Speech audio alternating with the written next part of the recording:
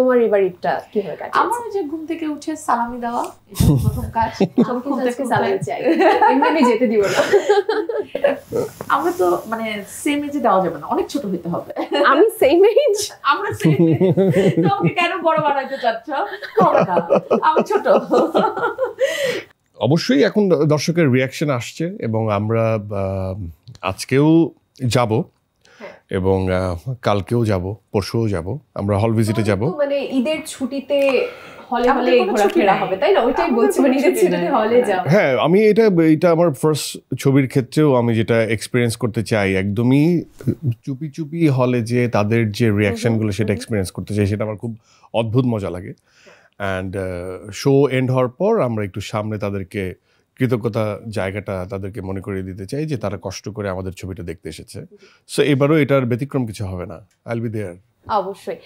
আমি কিন্তু তোমার কাছ থেকে শুনতে চাচ্ছিলাম যে ঈদটা কিভাবে কাটে, তারপর আমরা মজা করে দিকে নিয়ে চলে গেলাম। কিছু কি রান্না বান্না করো ঈদে, মানে পরিবারের সাথে কিভাবে কাটার সময়টা? না, রান্না করতে দেয় না, কিন্তু আমার দেখি কালকে হয়তো কিছু একটা রান্না করব বাসা সবার জন্য।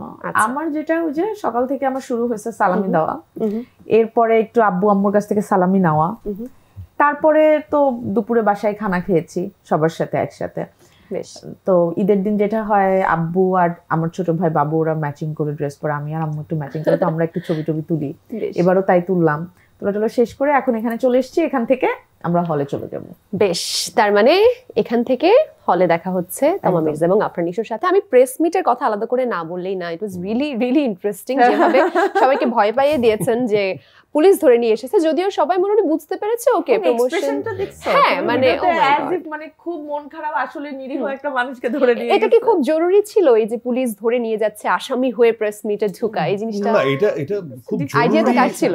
মানে এটা আমি আমার টিমকেই বলেছিলাম যে আমি আসলে চাই যে নিশান চরিত্রের সাথে প্রেস মিটে সাংবাদিক ভাই বন্ধুদের সাথে বা বোনরা যারা আছে তাদের সাথে ইন্ট্রোডিউস করায় দিতে। হ্যাঁ, যে নিশান যে দাগী এবং যে পোশাকে সে জেলে, আমরা অলরেডি টিজার ট্রেলারে যে আমরা দেখিয়েছি, তো ওভাবেই আমি চাই হচ্ছে একটু নিজেকে প্রেজেন্ট করতে। অ্যান্ড দেন টিম এটাকে এক্সিকিউট করার জন্য পুলিশের গাড়ি, ন্যাচারালি অনেকে ভাবলেও আসলে ওই পোশাকে তো আসলে কাউকে ধরা হয় না। হ্যাঁ, ওটা দেখে আমি হয়তো বা আদালতে নেওয়া হয় বা তাও না, শুধুমাত্র এরকম এক্স্যাক্টলি। তখন রিয়েলিস্ট আমি প্রথমে দেখে যখনই দেখলাম কয়েদি ড্রেস তখন বুঝেছি। So that's the tricky part. So far আমার মনে হয় যে সেটার খুবই পজিটিভ ফিডব্যাক আমরা পেয়েছি এবং সবাই খুব এনজয় করেছে। And it was a unique idea দো।